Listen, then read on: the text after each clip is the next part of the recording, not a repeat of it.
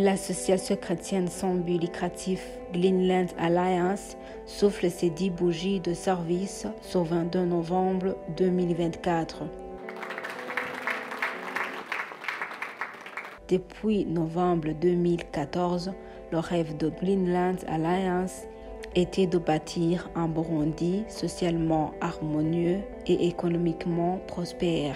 Sur ce, il s'est penché sur 3 piliers fondamentaux dont l'enseignement du leadership serviteur à plus de 1000 personnes dans les provinces de Kayanza, Ngozi et Karuzi, dans le but de consolider la paix dans les communautés, surtout les communautés qui ont été affectées par les massacres de 1993, d'où la naissance des champions de paix qui aident à résoudre les conflits dans la communauté, ainsi que l'organisation des groupes de femmes et de jeunes pour l'autodéveloppement à travers des techniques d'épargne et de crédit avec la collaboration des microfinances pour avoir des crédits et mener des activités économiques à plus grande échelle.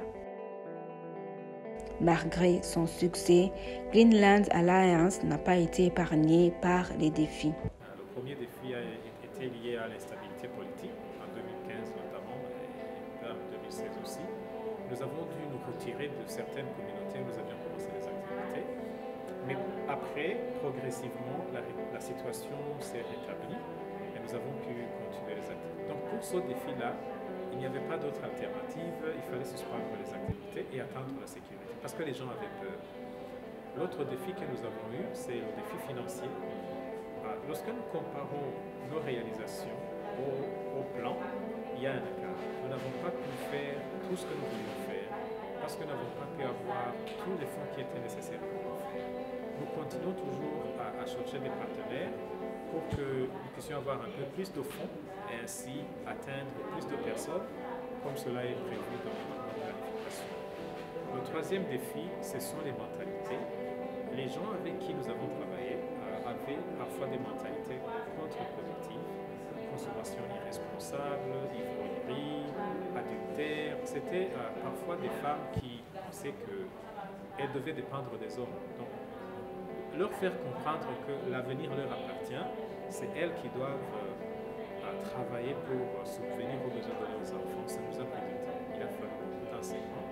Et puis nous avons aussi constaté que dans certains cas, certaines femmes ne vivaient pas avec leur mari d'une façon légale. Donc c'était dans cette instabilité. Parfois il y avait de la violence conjugale aussi dans certaines communautés. Et nous avons dû aussi intervenir, enseigner les hommes et encourager aussi l'administration à pousser ces femmes à faire enregistrer leurs enfants.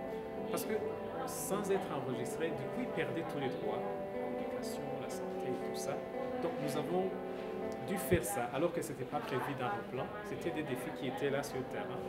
Et nous avons fait ce que nous avons pu faire. Mais je dois dire que les mentalités ont été le défi le plus dur à surmonter.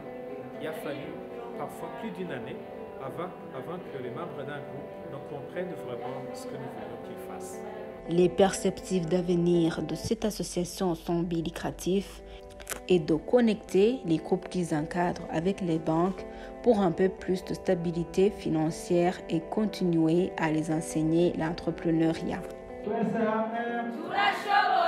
Abakenyezi twese